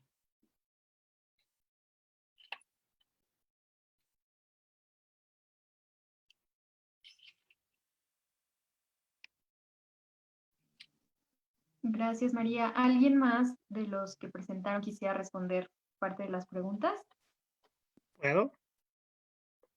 Sí, pero bueno, yo quiero seguir el debate con María, bueno, y también con algunas de las preguntas. No, a ver, me parece que la crítica en términos generales, claro, es necesaria. O sea, la academia, como la conocemos, es un producto colonial, por supuesto. Las universidades son un resultado de impronta medieval que ha llegado a estas formas y que tienen estructuras lógicas de evaluación, lógicas de organización del pensamiento, diríamos incluso que fagocitan saberes que no se producen en la academia y que los hacen académicos y los apropian y los hacen exclusivos de estos espacios. Por poner un ejemplo, el Capital no se escribe en la academia y ahora solamente se discute en la academia, ya no se discute y no con esto quiero decir que es el mejor texto, solamente estoy poniendo un ejemplo. Y ahora pareciera que es un texto exclusivo de las personas que tienen tiempo para leerlo y discutir si el parágrafo X o la traducción X o la interpretación Y. Pero voy a usar uno de tus términos, María, para decir justo que no hay que caer en los maniqueísmos identitarios. Por eso digo que la academia, cuando digo que es muchas, no me estoy refiriendo a sus formas nacionales, me estoy refiriendo a sus formas de apropiación. Y creo que algo que se está poniendo en juego, y quiero regresar con eso al libro que nos convoca ahora, es pensar cómo apropiamos saberes. Y hay formas de apropiación que en el caso de los estudios decoloniales son formas de apropiación que implican una reducción y que implican una forma de operación de ventrílocuo. O sea, nosotros decimos que hablan ellos, pero en verdad estamos hablando acá. Y justo creo que este espacio demuestra que la academia puede hacer otras cosas. O sea, sin duda, la academia está en crisis en términos generales, sí. Pero yo trataba de decir que hay fragmentos de esta forma académica que permiten apropiarnos de eso que no podemos tirar a la basura. O sea, lo que yo digo, lo que quiero tratar de decir con esto es que no hay que caer en las trampas de como esto está en crisis, vámonos y lo tiramos todo para allá, porque es producto de una riqueza social que también merece que las ruinas que queden de eso que se está cayendo, las reapropiemos. Y la pregunta es cómo las vamos a reapropiar. Porque si de antemano decimos que no valen y no merecen absolutamente nada, toda esa riqueza social y todo eso que está concentrado en esa institución colonial, medieval, sin duda patriarcal, con estructuras jerárquicas, con estructuras extraordinariamente conservadoras y extraordinariamente capitalistas, pero que permite espacios como este y que permite libros como este, merece también ser disputada. Y no disputada como el único horizonte, tampoco estoy diciendo que este es lo que nos va a hacer el espacio de transformación, pero sí presupone una acumulación de riqueza social que hay que disputar las ruinas de eso que está cayendo. Porque si no, esto empata justo en un maniqueísmo identitario, la academia está ahí y entonces todo es así homogéneo. Y creo que también están haciéndose intersticios ahí, y siempre los ha tenido, siempre han estado vinculados en figuras como la que escribe acá, Silvia Rivera Cusicán, que es una académica. Ella estaba afiliada a la universidad en Bolivia. Bueno, tuvo una historia muy complicada en la universidad, pero al final es una académica también. Con esto, entonces, me parece que el problema no pasa por la identificación, sino por lo que en esos procesos hay de construcción social que merece ser recuperado y cosas que hay que abandonar, sin duda, pero no venderlo en bloque. Y esto también lleva justo a la pregunta, a una de las preguntas que hacía el público, no caer en la trampa de la posición como sustancia, o sea, que nos apropiemos como personas blancas, que estamos en esta mesa blancas en toda la cromática, que además es muy parcial, de pensadores negros, no es una suerte de trampa, porque si no, entonces pareciera que solamente las personas calificadas como negras pueden leerse entre ellas, las personas indígenas calificadas como indígenas pueden leerse entre ellas, y los blancos calificados como blancos podríamos leernos entre las personas que estamos en ese entorno, lo cual es completamente absurdo. O sea, si nos pensamos cuál es mi grado de blancura en un terreno de la blancura como principio, cuál es el grado de negritud. Hay una obra de teatro muy bonita de Jean Genet que se llama Los Negros, y que él dice que escribió por una convocatoria de un amigo suyo. Le dijo, ¿por qué no escribes una obra de teatro sobre los negros? Y él le dijo, ¿qué es un negro y de qué color es? Porque es una construcción que implica una gradación enorme que justo en lo que María me parece muy bien nos ha señalado acá como un principio básico, no caer en los maniqueísmos identitarios, no implica entonces que solamente entre personas se pueden leer, porque entonces eso hace del mundo autorreferenciado. Y creo que necesitamos salir de la trampa de la autorreferencia. O sea, ni la movilización social por sí misma puede explicarse, ni la academia por sí misma puede explicarse, ni las personas identificadas como indígenas pueden explicarse a sí mismas, ni las personas identificadas como negras pueden identificarse a sí mismas.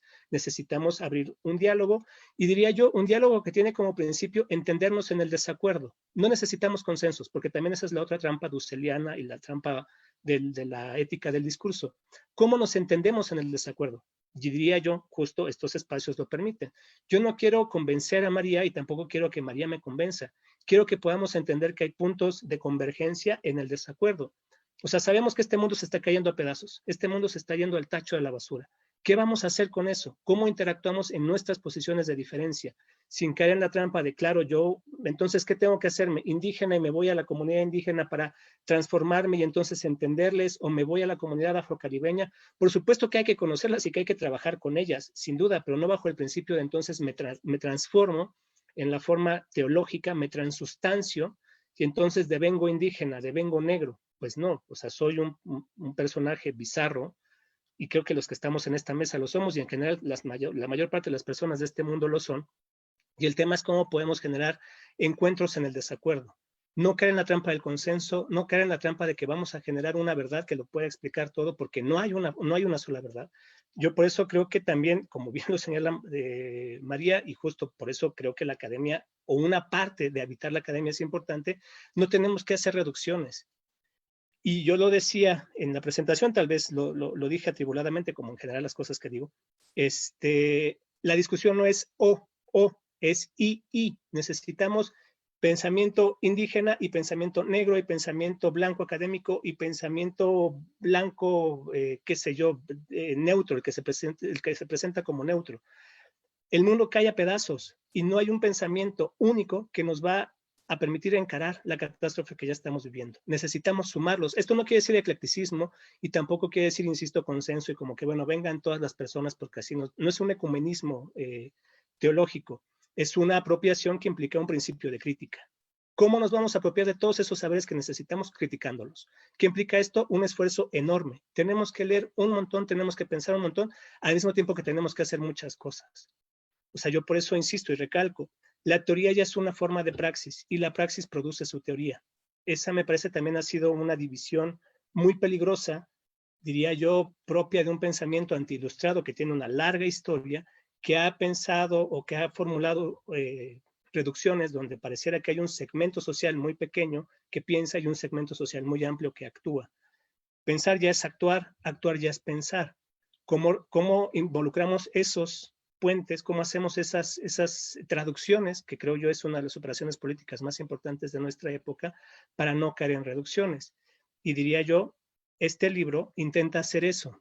Y no es por echarle muchas flores. Yo en verdad lo leí ahora y lo acabé de leer, pues, y me parece que en efecto, o sea, digo, con sus diferencias, incluso como objeto libro, pues tiene algunas fallitas, pero en verdad cumple una función histórica, política muy importante, y diría yo, desde la academia, lo cual no es menor. Tampoco es que sea una loa ni que lo va a resolver. Insisto, nada va a resolver la catástrofe que vivimos, pero es muy importante que se abran pequeños espacios donde no solamente se pregunta por el pensamiento, sino que preguntar por el pensamiento pregunta por una época, y eso obliga a debates como el que estamos teniendo ahora. Eso. Gracias, Daniel. Gaya, Pierre, ¿alguien quieren? Si quieren, pues sigo la fila.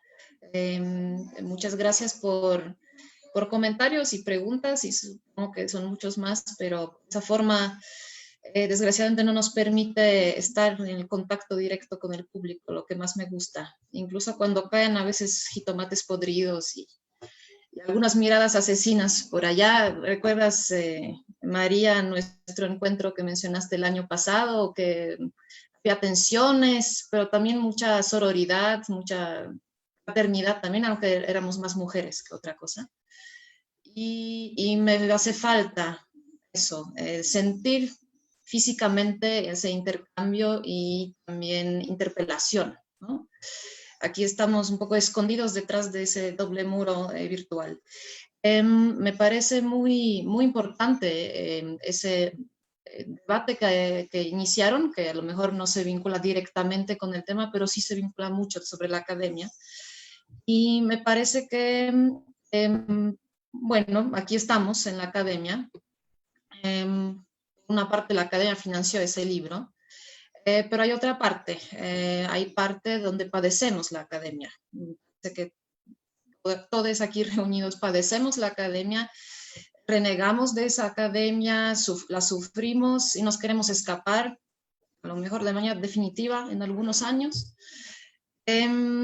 Pero lo que intentamos hacer es lo que podemos hacer en esos abajos. Yo lo llamo que la academia también tiene sus abajos, ¿no? O sus sótanos.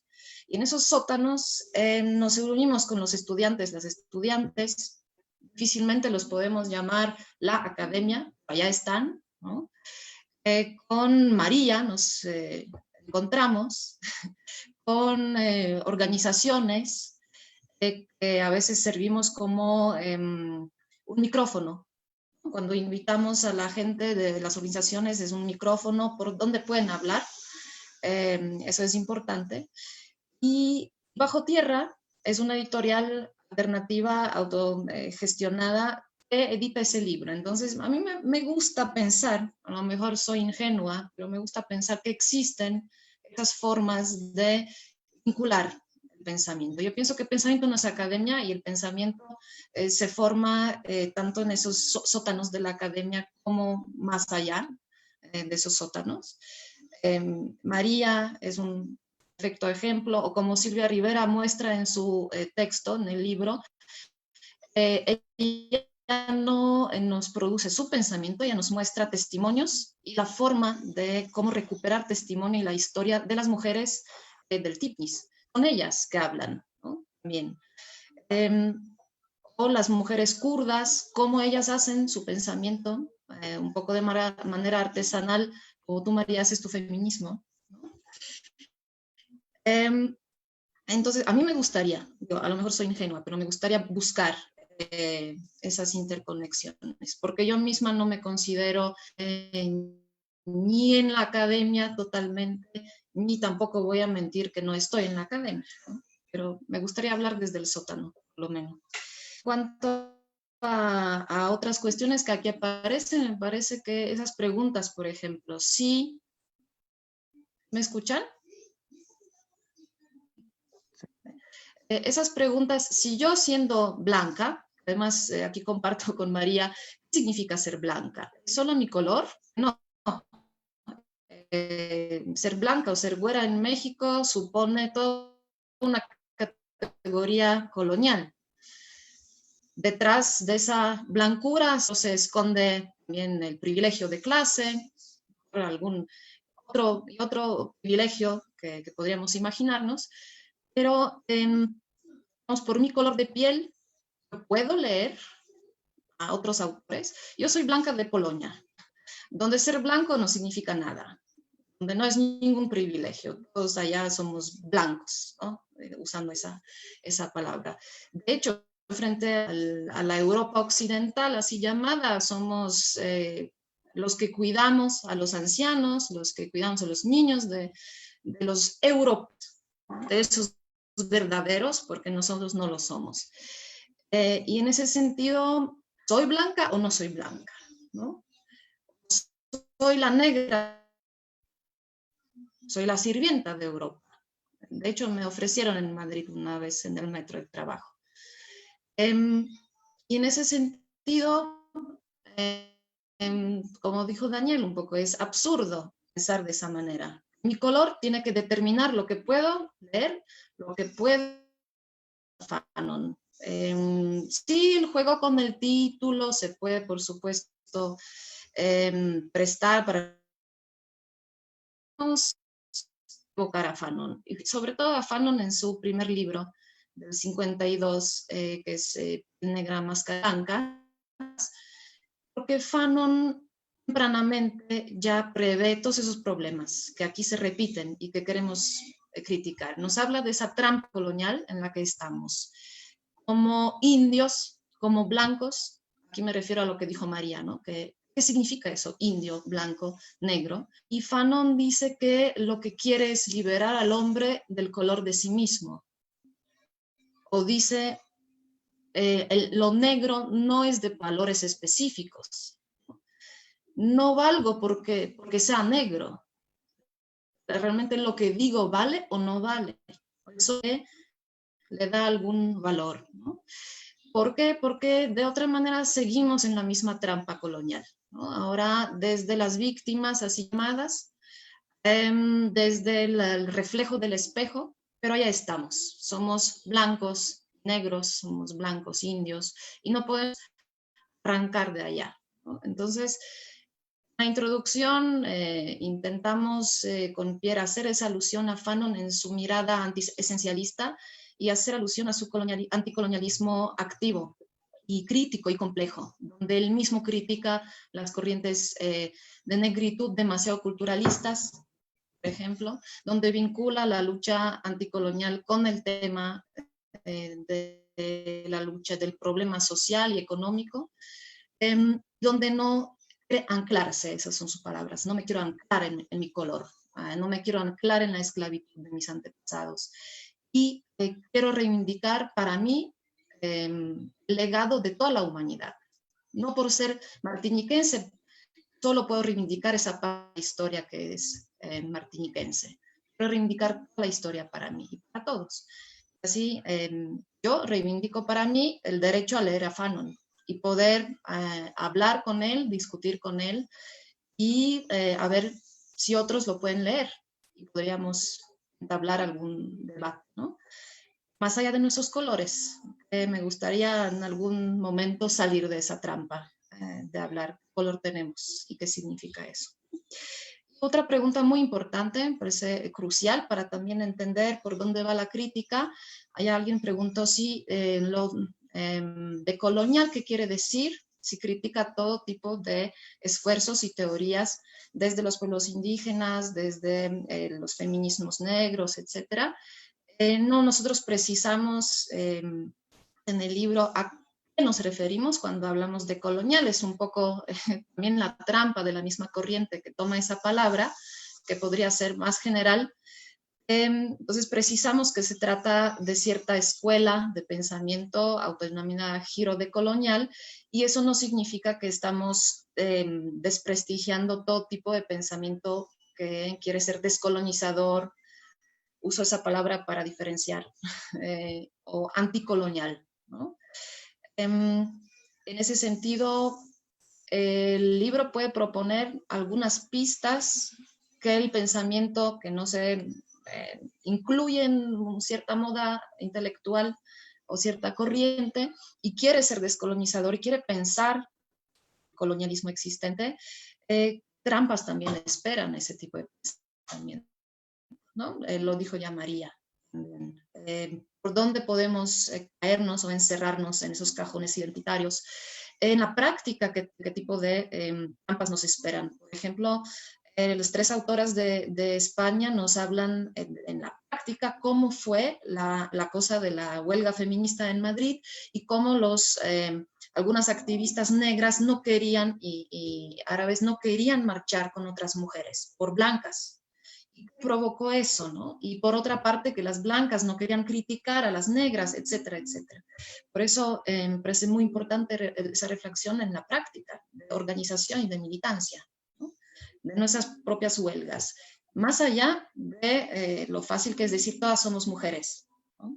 Porque eso es decir nada realmente. Me gusta lo que propone María en su activismo, indias, putas, lesbianas, todas juntas, mezcladas y hermanadas, ¿no? Me parece que es una propuesta teórica y metodológica muy importante para nuestra reflexión. No sé, dejo la voz para Pierre.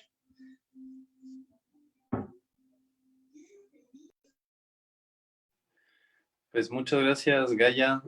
Ya contestaste al menos los comentarios que se mencionaron con anterioridad. Yo solamente quisiera añadir y precisar el objeto de la crítica que se encuentra en la primera parte del libro. Es básicamente hacia lo que podríamos considerar como el núcleo duro o el grupo fundador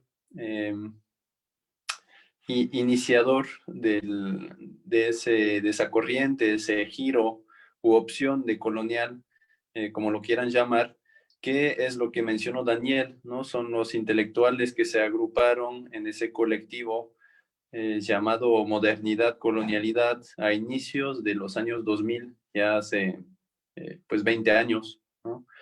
En torno a las figuras más destacadas, que ya tenían una obra propia anterior, que me refiero obviamente a Aníbal Quijano y Enrique Dussel, sobre todo, ¿no?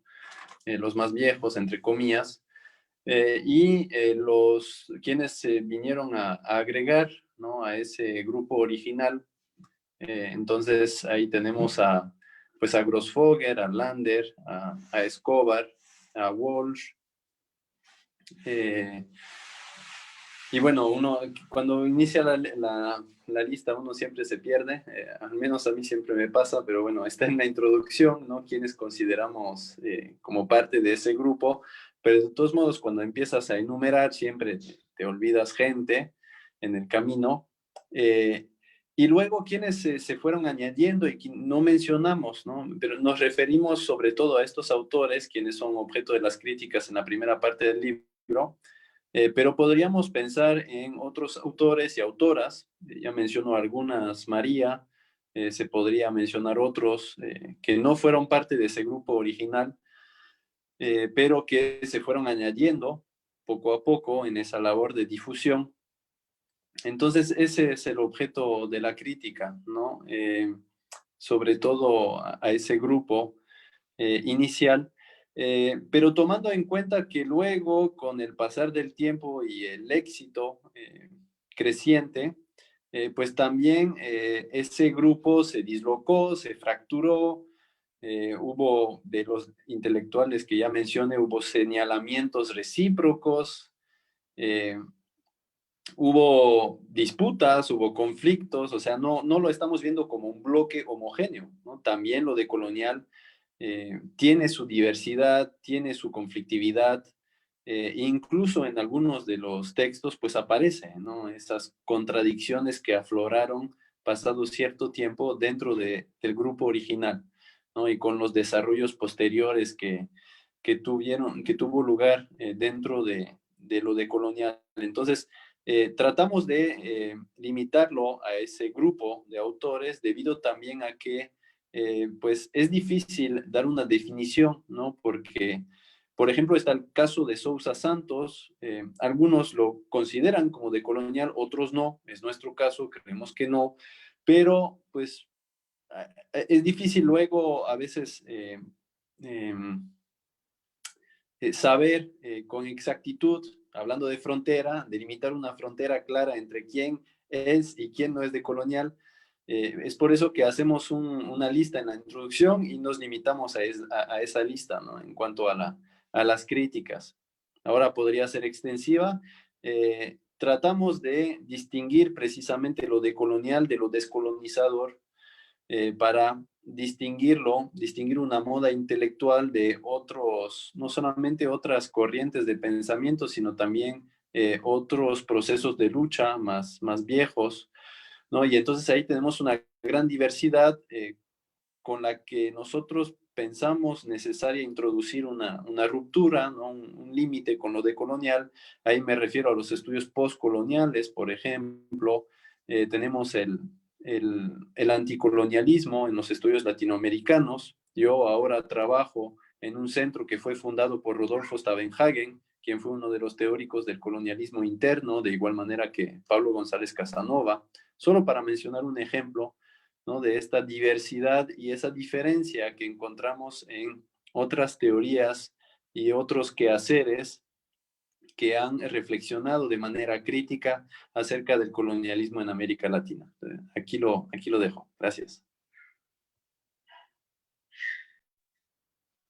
Bueno, pues muchas gracias. No sé si haya alguna otra cosa que quisieran agregar los autores, los que presentaron. ¿Verdad?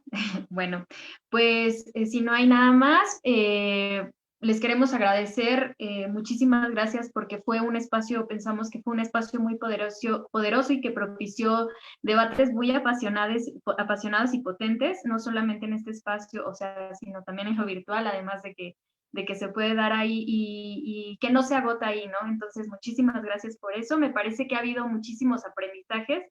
Para nosotras, para Bajo Tierra, este libro es muy importante para pensar las relaciones amalgamadas entre capitalismo, colonialismo y patriarcado. Entonces, este libro nos da claves muy fértiles para pensar estas relaciones de opresión y entonces, pues les queremos agradecer por eso, por este debate, por estas lecturas que ustedes hacen y lo que nos compartieron ahora. Bueno, y les invitamos a todos, a todas los que nos están preguntando por el libro, a leerlo, está en físico, también les comentamos que lo vamos a tener en redes de manera libre, y recuerden que también está de acceso libre desde la página del CIAC y pueden escribirnos para adquirirlo en físico.